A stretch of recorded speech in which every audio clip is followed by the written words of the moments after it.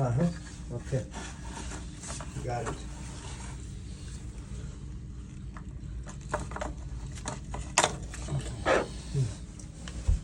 Yeah.